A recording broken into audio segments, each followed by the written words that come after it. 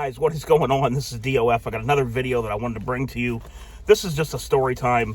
A lot of times when I'm working, I'm in uniform, people will tell me their life stories. It's very weird in the city I work in. It's a pretty decent sized city.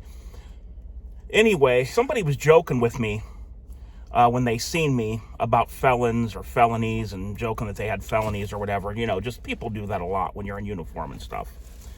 So this one guy, a stranger, seemed like an okay dude, just started volunteering this information. A lot of people are so bothered by things that they want your opinion, they want your affirmation, they want to get it off their chest. It's a weird thing about human nature. So this guy tells me that, you know, he has a felony charge, and he kind of tries to laugh it off a little bit, you know, nervously. And then he tells me what happened. He went to a relative's house, and the man of the house was not the relative. The woman was the relative. And the guy was the husband of the relative. So for whatever reason, him and the guy didn't get along, or they had a falling out over something. I don't know if it was a deal gone wrong. I don't know what. They had a falling out. I don't know if the guy I don't know where the guy came from when it first all went down, but the guy basically said, "Get out of here. Don't let me see you here again. I'm going to beat you up. I want to do this." And the guy was a big dude compared to this guy that's talking to me. He's like, you know, I know this guy would kick my butt. He's a big dude. He's this and that, you know, and this guy's telling me, you know, he has some neck and back injuries. This guy's like, I don't know, around 42 maybe, that's telling me this. He's not, you know, he's not an old guy. So what he did, and this is where he got in trouble. This is what got him caught up into a felony. This is where you got to think first and be cognizant of what can happen and what can go wrong and what can come against you when you do something.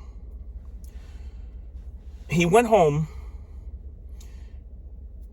He put a can of pepper spray in his pocket and then went back over again, knowing that the guy was still there, that the guy was mad, and told him, "Don't come back." He went into the house, into the side door of the landing, and is talking to one of the other occupants of the home.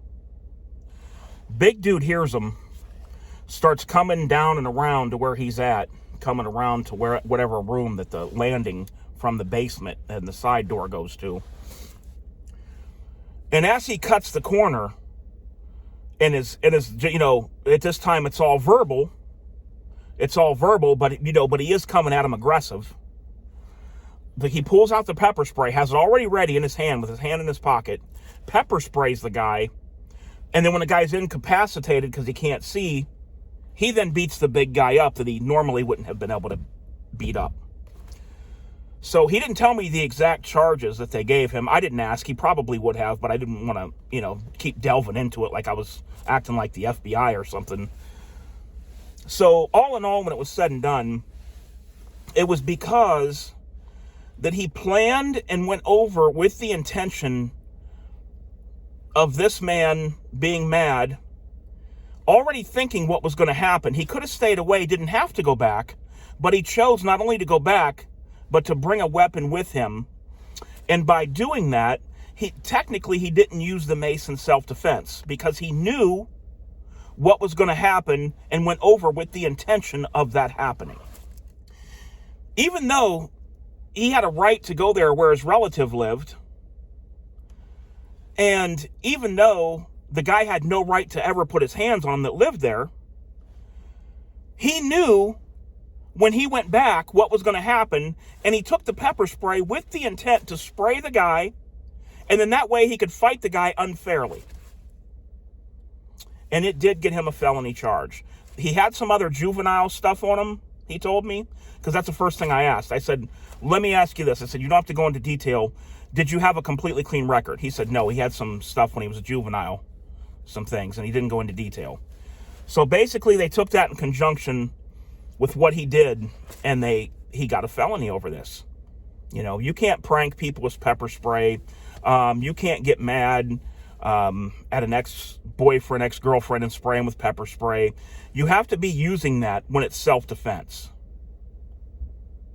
But when he went over, he knew that he knew what was going to happen. He already knew. He could have avoided that situation. Now, let's say a couple weeks later, the relative needs him for something, calls him. Hey, the baby needs diapers. The baby needs this or that. I can't get out. I'm sick. I got a flu. I've got a cold, a fever. Could you bring that over? All good intentions. The guy leaves his house 2 weeks later. He goes and gets the food. He brings it over. He has protection on him. The big guy comes at him in an aggressive manner. He pulls out the mace, pepper sprays him with it, and the guy's incapacitated. Number two is, at that point, you have no right to beat somebody up once they're incapacitated, unless there is a good reason for that. Unless you can't get away. If you can get away, there's no further action that you need to do. And at that time, he would be legal, because it was 2 weeks later. She asked him for a favor. I've got the text message to show the detective. I needed to go over there. I was doing a favor. The guy came at me in an aggressive manner.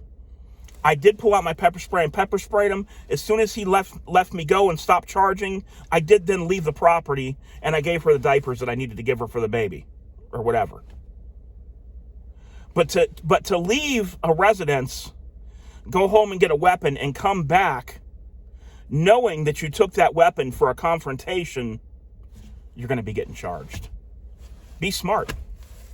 And I told the guy, I said, I sympathize with what's going on. It was a relative of yours, close family, nieces and nephews in the house, whatever, extended family in the house, other than the female, and the guy doesn't want you there. I understand that you felt like you were being put out and you were being betrayed and being forced out of your family. And I said, I said, I totally with you on all those points there, and I can see where your thinking came from. You didn't do it really out of a malicious mindset. You did it out of a mindset of, you're not going to stop me from being around my family. I said, but unfortunately, the law isn't going to see it that way. They're going to look at it just in the black and white, facts and non-facts side of why you did this and what went down. Number one, you had no reason to go back over there. No one called you. No one texted you. You had nothing dealings going on back over there. You could have just stayed away while that guy was mad and angry. But you chose to get the pepper spray and go back over with the intent that he was going to do what he said he was going to do, so that you could use that pepper spray and try to get the upper hand on him. So that's what I'm saying, guys. And keep in mind, this guy already had a record. So you got to, there's a lot of that in conjunction with this. So that's the reason why. You always have a right to self-defense, but I'm not going to go out of my way to try to get somebody that's angry to get angry at me so I can provoke them to do something. All right, guys, until next time, I hope that makes sense, and I hope you enjoyed that story time, and I'll be back real soon. I got a Blackbeard, the AR-15 dry fire system video coming up soon. Until next time, guys, this is DOF, and I am out.